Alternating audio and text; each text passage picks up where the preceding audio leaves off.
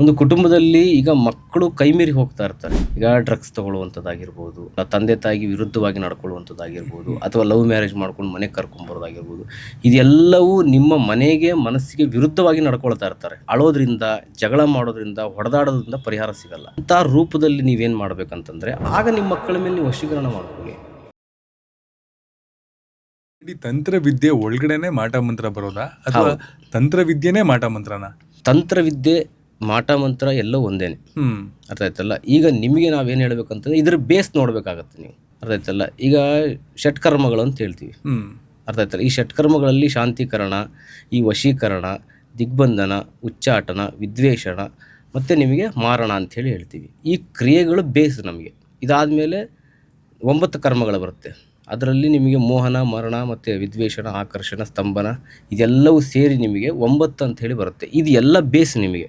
ಇದರ ಮುಖಾಂತರವಾಗಿ ನಾವು ಪ್ರಯೋಗಗಳನ್ನು ಮಾಡೋದು. ಒಬ್ಬ ಮನುಷ್ಯನ ಮೇಲೆ ಏನಾದರೂ ತೊಂದರೆಗಳು ಮಾಡಬೇಕು ಅಥವಾ ಒಳ್ಳೇದು ಮಾಡಬೇಕು, ಕೆಟ್ಟದ್ದು ಮಾಡಬೇಕು, ಏನೇ ಮಾಡಬೇಕಂತಂದ್ರೂ ಕೂಡ ಈಗ ನಿಮಗೆ ಈ ಷಟ್ವರ್ಗಗಳು ಗೊತ್ತಿರಬೇಕು, ಷಟ್ಕರ್ಮಗಳು ಗೊತ್ತಿರಬೇಕು, ನವಕರ್ಮಗಳು ಗೊತ್ತಿರಬೇಕು. ಇದೆಲ್ಲ ಕ್ರಮಗಳು ಗೊತ್ತಿದ್ದಾಗ ಮಾತ್ರ ಒಬ್ಬ ವ್ಯಕ್ತಿ ಅವನದೇ ಆದಂಥ ಕೆಲವೊಂದು ದೈವಗಳನ್ನು ಸಿದ್ಧಿ ಮಾಡ್ಕೊಳ್ಬೇಕಾಗತ್ತೆ. ಕೆಲವೊಂದು ಗುರುಗಳ ಮುಖಾಂತರವಾಗಿ ಇದೆಲ್ಲ ಕಲಿಬೇಕಾಗುತ್ತೆ. ಕಲ್ತಂಥ ವಿದ್ಯೆಯನ್ನು ಹಾಳು ಮಾಡದಿರೋ ರೀತಿಯಲ್ಲಿ ಫಸ್ಟು ಜ್ಞಾನವನ್ನು ಬೆಳೆಸ್ಕೊಳ್ಬೇಕಾಗತ್ತೆ. ಈ ಜ್ಞಾನ ಮಾರ್ಗದಲ್ಲಿ ಇದ್ದಾಗ ಮಾತ್ರ ನೀವು ಒಬ್ಬರಿಗೆ ಒಳ್ಳೇದು ಮಾಡಿಕೊಟ್ಟಾಗ ಅದು ಒಳ್ಳೇದಾಗ್ತಾ ಹೋಗುತ್ತೆ. ನಿಮ್ಮ ಉದ್ದೇಶನೇ ಕೆಟ್ಟದಿದ್ದಾಗ ಇನ್ನೊಬ್ಬನಿಗೆ ಮಾಡಿಕೊಟ್ಟಾಗ ಅದೆಲ್ಲ ಒಳ್ಳೇದಾಗುತ್ತೆ. ಅದೇ ನೀವು ಹೇಳಿದ್ರಿ, ಒಳ್ಳೇದು ಕೆಟ್ಟದ್ದು ಎರಡನ್ನೂ ಮಾಡೋದಕ್ಕೂ ಈ ಮಾರ್ಗವನ್ನ ನಾವು ಪಾಲಿಸಬೇಕು, ಅನುಸರಿಸಬೇಕಾಗುತ್ತೆ. ಆದ್ರೆ ನಾವು ಬ್ಲ್ಯಾಕ್ ಮ್ಯಾಜಿಕ್, ಮಾಟ ಮಂತ್ರ, ತಾಂತ್ರಿಕ ಅಂತ ಕೇಳಿದ ತಕ್ಷಣ ಕೆಟ್ಟ ಮಾರ್ಗಗಳಿಗೆ ಅದನ್ನ ಅನುಸರಿಸೋರು ಜಾಸ್ತಿ, ಒಳ್ಳೆ ಮಾರ್ಗಗಳಿಗೆ ಅನುಸರಿಸೋರು ತುಂಬಾ ಕಮ್ಮಿನೇ. ನಾವು ಕೇಳಿರೋದು ಅಥವಾ ಕೇಳಿ ತಿಳ್ಕೊಂಡಿರೋದು, ನೋಡಿರೋದು ಎಲ್ಲವೂ ಕೆಟ್ಟ ಮಾರ್ಗದಲ್ಲೇನೆ. ಒಳ್ಳೆ ಮಾರ್ಗದಲ್ಲಿ ತಾಂತ್ರಿಕವಾದ ಮಾರ್ಗದರ್ಶನವನ್ನ ತಗೊಂಡೋಗ್ಬೇಕು ಅಂದ್ರೆ ಯಾವ ರೀತಿ ತಗೊಂಡೋಗ್ಬೋದು? ಇಲ್ಲಿ ಸರಿಯಾದ ತಾಂತ್ರಿಕ ಯಾರು ಅಥವಾ ಫೇಕ್ ತಾಂತ್ರಿಕ ಯಾರು ಅಂತ ಹೆಂಗೆ ಕಂಡುಹಿಡಿಯೋದು? ಮತ್ತೆ ನಿಮ್ಮಲ್ಲಿ ನೀವು ಎದುರುಗಡೆ ಹೋಗಿ ಕೂತಾಗ ನಿಮ್ಮಲ್ಲಿರ್ತಕ್ಕಂಥ ಸಮಸ್ಯೆಗಳನ್ನು ಅವನು ಯಾವಾಗ ಅರ್ಥ ನಿಮ್ಮನ್ನು ತಿಳಿಸ್ತಾನಲ್ಲ ಅವನೇ ಸರಿಯಾದಂಥವನು. ನೀವು ಹೋಗಿದ ತಕ್ಷಣವೇ ಏನಾಗಿದೆ ಅಂತ ಕೇಳುವಂಥವನು ಅಲ್ಲ. ನಿಮ್ಗೆ ಏನಾಗ್ತಾ ಇದೆ ಅಂಥೇಳಿ ನಿಮ್ಮನ್ನು ನೋಡಿದ ತಕ್ಷಣ ಇಂಥ ಕ್ರಿಯೆ ನಡೆದು, ಇಂಥ ಪ್ರಯೋಗ ನಡೆದು, ಇಷ್ಟೇ ದಿನದಿಂದ ನಡೆದು ಇಂಥವ್ರಿಂದನೇ ಅನುಭವಿಸ್ತಾ ಇದ್ದೀರಾ ಅಂತಂದು ಅವನಿಗೆ ಭ್ರಾಸ ಆಗ್ತಾ ಹೋಗುತ್ತೆ. ಅರ್ಥ ಆಯ್ತಲ್ಲ? ಅವನು ಕೆಲವೊಂದು ಸಿದ್ಧಿಸ್ಕೊಂಡಿದ್ದಾಗ ಮಾತ್ರ.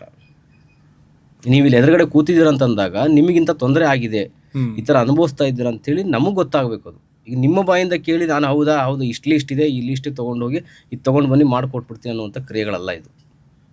ಎಲ್ರಿಗೂ ಅದೇ ಸಮಸ್ಯೆ ಆಗಿರೋದು. ಎಲ್ಲರೂ ಹೋಗ್ತಾರೆ, ಅಳ್ತಾರೆ, ನನಗೆ ಈ ಥರ ಸಮಸ್ಯೆ ಆಗಿಬಿಟ್ಟಿದೆ ಗುರುಗಳೇ, ಹಾಗೆ ಸಮಸ್ಯೆ ಆಗಿದೆ ಗುರುಗಳೇ, ಪರಿಹಾರ ಮಾಡಿಕೊಡಿ ಅಂತ ಕೇಳ್ತಾರೆ. ಅರ್ಥ ಆಯ್ತಲ್ಲ? ಒಬ್ಬ ಗುರು ಆದಂಥವನು ಏನನ್ನು ತಿಳಿಸ್ಬೇಕು ಅನ್ನೋದನ್ನು ಅವ್ರ ಬಾಯಿಂದ ತಿಳಿಸಿ ನಿಮಗೆ ಪರಿಹಾರ ಹೇಳುವಂಥದ್ದಲ್ಲ. ಗುರು ಅಂತಂದ್ರೆ ಒಂದು ಗುರುತಾಕರ್ಷಣೆ.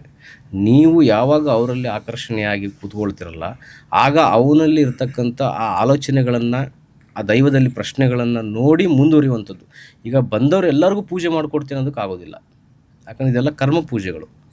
ಕರ್ಮ ಪೂಜೆಗಳಿಂದ ನಾಳೆ ನಮಗೂ ಅದು ರಿವರ್ಸ್ ಆಗ್ಬೋದು. ಕರ್ಮ ಪೂಜೆಗಳು ಅಂದರೆ ಈಗ ಇದೆಲ್ಲ ಕರ್ಮನೇ. ಈಗ ನಾವೆಲ್ಲ ಏನು ಮಾಡ್ತೀವಲ್ಲ, ಈ ಬಲಿ ಪೂಜೆ ಆಗಿರ್ಬೋದು ಅಥವಾ ಈ ತಾಂತ್ರಿಕ ಪೂಜೆಗಳಾಗಿರ್ಬೋದು, ಈ ವಶೀಕರಣ ಆಗಿರ್ಬೋದು, ಇದೆಲ್ಲ ಏನಿದೆಲ್ಲ ಇದೆಲ್ಲ ಕರ್ಮ ಪೂಜೆಗಳೇ ಅಂತ ಹೇಳೋದು ನಾವು. ಇದರಿಂದ ನಮಗೂ ಎಫೆಕ್ಟ್ ಆಗ್ತಾ ಇರುತ್ತೆ. ಅರ್ಥ ಆಯ್ತಲ್ಲ? ಹಾಗೆ ತೊಗೊಳ್ತೀವಿ ಅಂಥೇಳಿ ಎಲ್ಲವೂ ನಾವು ಮೈ ಮೇಲೆ ತೊಗೊಳಕ್ಕಾಗಲ್ವಲ್ಲ. ಅಲ್ಲ, ನೀವು ಈ ಥರದ್ದೆಲ್ಲ ಪೂಜೆಗಳನ್ನ ಮಾಡ್ತಿರ್ತೀರಲ್ಲ, ನಿಮ್ಗೆ ಏನಾದ್ರು ಪ್ರಿನ್ಸಿಪಲ್ಸು, ಎಥಿಕ್ಸ್ ಅಂತ ಇರುತ್ತಾ? ಅಂದರೆ ಯಾವುದಾದ್ರೂ ಒಂದು ಕ್ಲೈಂಟ್ ಬರ್ತಾರೆ, ಇಲ್ಲ ಅಂತಂದರೆ ಬಹುಶಃ ಅವ್ರ ಒಳಿತಿಗೆ ಇದು ನಮಗೆ ಮಾಡ್ಕೊಳ್ಳಿ ಗುರುಗಳೇ ಅಂತ ಬರ್ತಾರೆ ಅಂತಂದರೆ ಅದು ಅವ್ರು ನಿಜವಾಗ್ಲೂ ಅವ್ರ ಒಳಿತಿಗೆನಾ, ಇಲ್ಲಾಂದರೆ ಇನ್ನೊಬ್ರು ಕೆಟ್ಟದ್ದು ಮಾಡ್ತಿದಾರಾ ಅನ್ನುವಂತಹ ಒಂದು ಚೌಕಟ್ಟಿಗೆ ಹೇಗೆ ನೀವು ನೋಡ್ತೀರಾ? ಅದನ್ನೇ ಆಗಲೇ ನಾನು ನಿಮ್ಗೊಂದು ಮಾತು ತಿಳಿಸ್ದೆ. ಈಗ ಒಂದು ಕುಟುಂಬದಲ್ಲಿ ಈಗ ಮಕ್ಕಳು ಕೈಮೀರಿ ಹೋಗ್ತಾ ಇರ್ತಾರೆ. ನಾವು ಎಷ್ಟೋ ಕೇಸ್ಗಳನ್ನ ನೋಡಿದ್ದೀವಿ. ಈಗ ಡ್ರಗ್ಸ್ ತೊಗೊಳ್ಳುವಂಥದ್ದಾಗಿರ್ಬೋದು, ಅರ್ಥ ಆಯ್ತಲ್ಲ, ತಂದೆ ತಾಯಿಗೆ ವಿರುದ್ಧವಾಗಿ ನಡ್ಕೊಳ್ಳುವಂಥದ್ದಾಗಿರ್ಬೋದು, ಅಥವಾ ಲವ್ ಮ್ಯಾರೇಜ್ ಮಾಡ್ಕೊಂಡು ಮನೆಗೆ ಕರ್ಕೊಂಬರೋದಾಗಿರ್ಬೋದು.